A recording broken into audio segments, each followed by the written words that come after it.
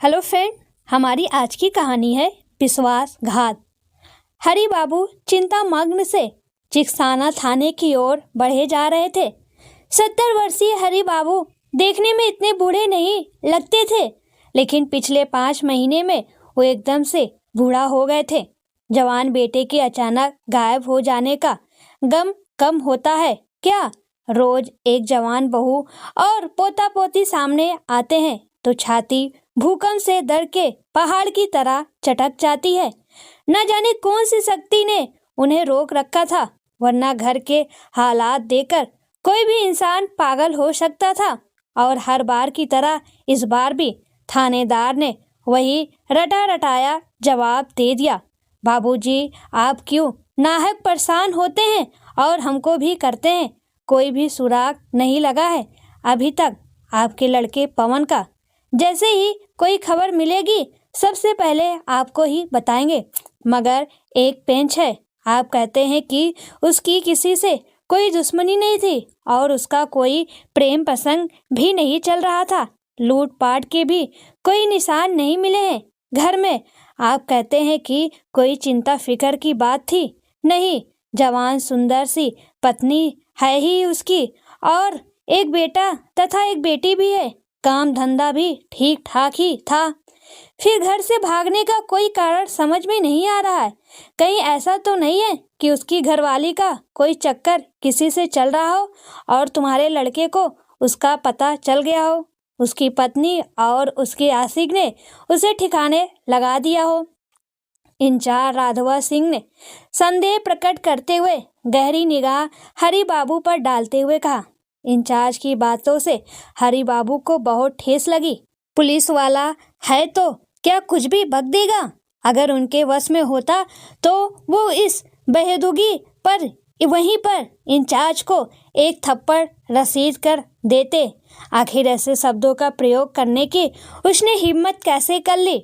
मगर हरि बाबू मौके की नजाकत भांपकर चुप ही रहे और धीरे से बोले, साहब, मुझे मेरे बेटे से भी ज्यादा भरोसा मेरे बेटे की पत्नी सीमा पर है।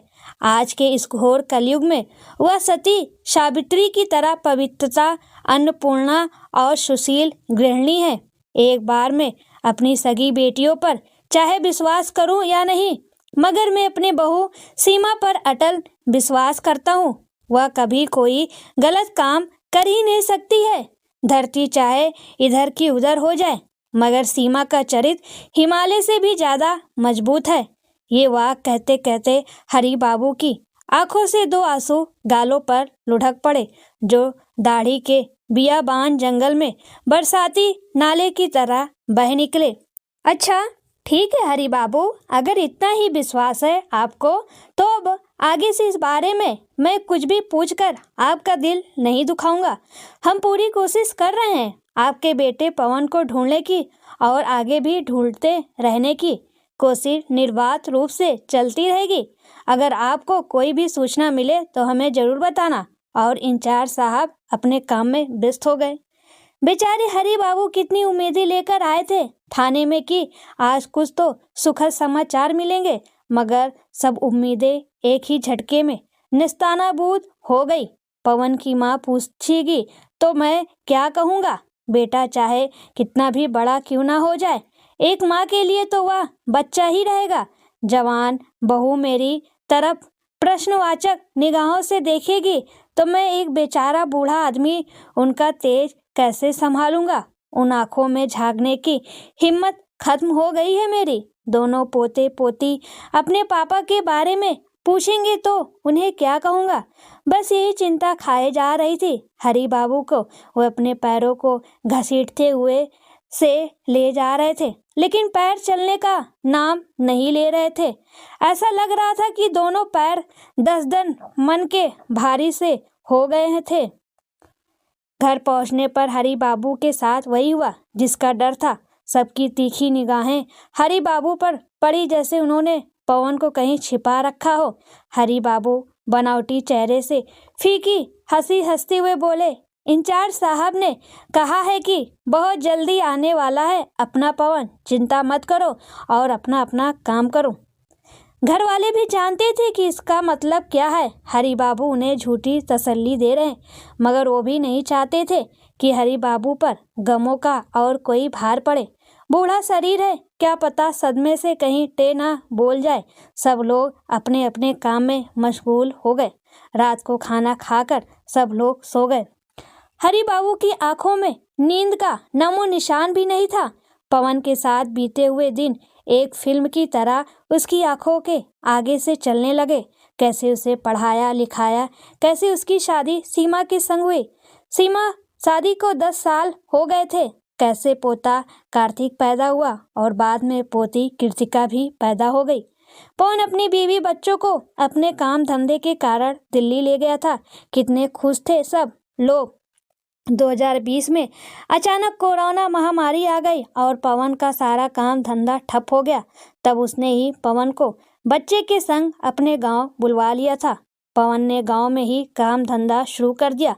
फिर से जिंदगी पटरी पर आ गई। पर अचानक एक रात पवन गायब हो गया। आज 5 महीने हो गए पवन को गायब हुए, मगर कोई सुराग हाथ ही नहीं लग रहा था।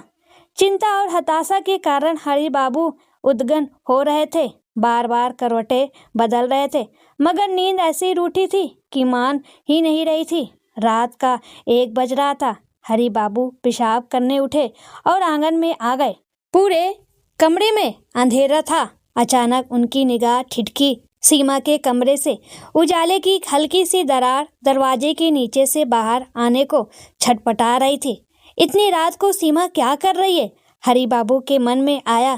केतुवश वो सीमा के कमरे की ओर बढ़ गए। दरवाजे पे जाकर वो ठिठक गए। उसके कमरे से अजीब सी आवाज़ें आ रही थी। गौर करने वाली बात यह थी कि ये आवाज़ें औरत और मर्द दोनों की थी। उन्होंने धीरे से दरवाज़ा पुश किया, मगर वह अंदर से बंद था। हरि बाबू ने देखा कि खिड़की थोड़ी खुली हुई है। वो खिड़की के सामने चले गए और अंदर की ओर झांका। चूँकि लाइट जली हुई थी, इसलिए कमरे का सारा दृश्य साफ साफ नजर आ रहा था। अंदर का दृश्य देखकर हरि बाबू जड़वत हो गए। सीमा बिल्कुल निर्वस्त्र थी और किसी मर्द के साथ आपत्तिजनक अवस्था में थी। हरि बाबू के मुख से एक चीख निकल गई। घबराकर सीमा ने खिड़की की ओर देखा। सामने ससुर को देखकर वह सकते में आ गई और उसने झट से बिजली बंद कर दी। थोड़ी देर में सीमा कपड़े पहनकर कमरे से बाहर निकली और हरि बाबू के पैरों में गिर पड़ी। उसके साथ साथ एक युवक भी कमरे से बाहर निकला। हरि बाबू उसे पहचान गए। वह पवन का खास दोस्त रवि था। हरि बाबू को वह नजारा देखकर अपनी आंखों पर विश्वास नहीं हुआ, मगर जो सच था सामने था। सीमा तिरछे चरित करने लगी। मुझसे गलती हो गई बाबूजी, मुझे क्षमा कर दीजिए, वह बार बार कह रही थी। और हरि बाबू कह रहे थे, तूने मेरे विश्वास को तोड़ा है सीमा, मैं तुझे कभी क्षमा नहीं कर सकता हूँ। हरि बाबू ने 2 थप्पड़ सीमा में रसीद कर दिए। सीमा के गाल पर पड़े थप्पड़ों से रवि आग बबूला हो गया और हरि बाबू का गिरेबान पकड़ कर बोला, उसे छोड़ दे बुड्ढे, मुझसे बात कर। और बात भी क्या करेगा तू? तुझे तो कुछ पता ही नहीं है, इसलिए चुपचाप पड़ा रहा किसी कोने में, नहीं तो तेरा भी वही हाल करूँगा जो मैंने और सीमा ने पवन का किया है। अब हरि बाबू को दोनों पर संदेह हो गया। रवि वहाँ से भाग निकला और हरि बाबू अपने कमरे में आ गए। अब नींद कैसे आ सकती थी? सीमा का निर्वस्त्र बदन और कामध्वनि की आवाज़ें उन्हें चैन लेने नहीं दे रही थी। दूसरे दिन सुबह ही वह थाने चले गए और थानेदार को सारी बातें बता दी। थानेदार तुरंत पुलिस दल लेकर आ गया। सीमा के कमरे की तलाशी ली तो कुछ कपड़ों पर खून के धब्बे मिले। बस इस आधार पर सीमा को गिरफ्तार कर लिया गया। बाद में रवि को भी गिरफ्तार कर लिया गया। दोनों ने अपना अपराध कबूल कर लिया। सीमा ने घटना के बारे में बताया। दिल्ली में पवन की मुलाकात रवि से हो गई। दोनों एक ही गांव के थे, इसलिए घर पर आना जाना शुरू हो गया। रवि एक नौजवान और स्मार्ट कठीले बदन का लड़का था। बहुत हंसी मजाक करता था। वह उसके व्यक्तिगत से प्रभावित होकर उसकी ओर खींचती चली गई। एक दिन जब पवन अपने काम धंधे पर चला गया था तब पीछे से घर पर रवि आ गया। उस दिन पहली बार सीमा ने अपनी सीमा लांघी थी। उस दिन के बाद रवि पीछे से घर आने लगा और हम लोग आनंद लोक की नियमित सैर करने लगे। मगर कोरोना के कारण हम लोग गांव आ गए तो मिलन में समस्या खड़ी हो गई। मैं रवि के बिना तड़पने लगी। तब रवि दिल्ली से मेरे लिए रात को 12 बजे आता। मैं खाने में नींद की दवाई मिला देती तो घर के सब लोग गहरी नींद में सो जाते। तब हम दोनों पूरी रात खूब मस्ती करते। एक दिन हम लोग आंगन में सो रहे थे। उस रात रवि को मैंने बुलाया था और हम लोग अपने कार्यक्रम में व्यस्त हो गए। उसी चारपाई पर पवन सो रहा था। अचानक उसकी आँख खुल गई और उसने सब कुछ देख लिया। रवि ने उसका मुंह बंद कर दिया और एक हाथ से उसका गला दबा दिया। वो निढाल होकर गिर पड़ा और उसका सिर फूट गया। वहीं पर उसकी मृत्यु हो गई। रवि ने बाहर खड़े अपने दोस्त को अंदर बुलाया और उसे एक गद्दे में लपेटा और मोटरसाइकिल पर ले गए। उसकी लाश पर बस 20 किलो का पत्थर रखकर उसे नहर में ढकेल दिया। मैंने खून के सारे धब्बे साफ कर दिए। सुबह होने पर मैंने पवन के गायब होने की कहानी घर वालों को सुना दी। ससुर जी के मुझ पर विश्वास के कारण पुलिस ने मुझसे पूछताछ ही नहीं की और हम लोग बच गए। थोड़े दिनों के बाद सब कुछ नॉर्मल हो गया और मैं और रवि फिर से रंगरलिया मनाने लग गए। मगर उस दिन पता नहीं बाबूजी की नींद कैसे खुल गई। नींद की दवाई तो उस दिन भी मिलाई थी मैंने खाने में। सीमा की आंखों में पश्चाताप का कि कोई चिन्ह नहीं थे। हरि बाबू को काटो तो खून नहीं। जिस बहू पर बेटे से ज्यादा विश्वास किया, जिसे सीता की तरह पवित्रा समझा, वह ऐसी उल्टा निकलेगी या नहीं सोचा था उन्होंने। किसी इंसान की हत्या करने से भी भयंकर है किसी के विश्वास का कत्ल करना। सीमा ने वही सबसे घृणित काम किया था। अब उसके कर्मों की सजा कानून ही देगा। पर 2 बच्चे तो अनाथ हो गए, उनका क्या? दोस्तों, यह एक सत्य घटना है जो राजस्थान के भरतपुर जिले से